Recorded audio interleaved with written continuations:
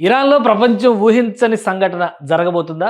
Israel, Iran మధ్య యుద్ధంలోకి America enter కాబోతోందా? America అధ్యక్షుడు Donald Trump ఇస్తున్నటువంటి సంకేతాలు చూస్తే అలాంటి అంశాలే కనిపిస్తున్నాయి. జీ7 సమిట్ ప్రతిష్టాత్మకమైనటువంటి ఈ సమిట్‌లో అగ్రరాజ్యంగా అమెరికా పార్టిసిపేట్ చేయడం అనేది సర్వసాధారణం. కానీ ఈ సమిట్‌కి అటెండ్ అవ్వడానికి కెనడా వెళ్ళినటువంటి డొనాల్డ్ ట్రంప్ ఆకస్మికంగా వెనుదిరిగారు. వాషింగ్టన్ మళ్ళీ చేరుకున్నారు.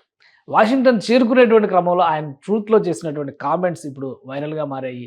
ఇరాన్ పైన పెద్ద ఎత్తున ఇజ్రాయెల్, అమెరికా దాడికి సన్నద్ధం కాబోతున్నాయనేటువంటి అంచనాల్ని అంతర్జాతీయ విశ్లేషకులు చేస్తున్నారు. I have not reached out to Iran for piece talks. అంటే ఇంతవరకు ఇరాన్ నుంచి ఎలాంటి శాంతి చర్చల అంశాలు రాలేదు అనేది ఇందులో షేర్ చేశారు డొనాల్డ్ ట్రంప్. అలానే in any way, shape or form ఎలాంటి ప్రతిపాదనలు రాలేదని చెప్పారు. అలానే this is just more highly fabricated fake news.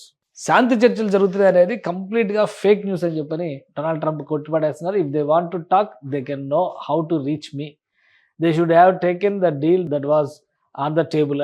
అణు పరిశోధనలకు సంబంధించినటువంటి అంశాలపైన అమెరికా నిర్దేశించినటువంటి ఒప్పందాన్ని అంగీకరించుంటే సమస్యలు ఇంతవరకు వచ్చేవి కావు అనేది డొనాల్డ్ ట్రంప్ చేస్తున్నటువంటి విశ్లేషణ. అలానే ఏ క్షణమైనా ఏ ప్రమాదం, ఏ ఉత్పాతమైనా జరిగేటువంటి అవకాశాలు ఉన్నాయంటూ కూడా హెచ్చరికలు జారీ చేశారు. ఇంకా ఈ ట్రూత్‌లో ఆయన చేసినటువంటి మరికొన్ని కామెంట్స్ అయితే ఆసక్తిని రేకెత్తిస్తున్నాయి.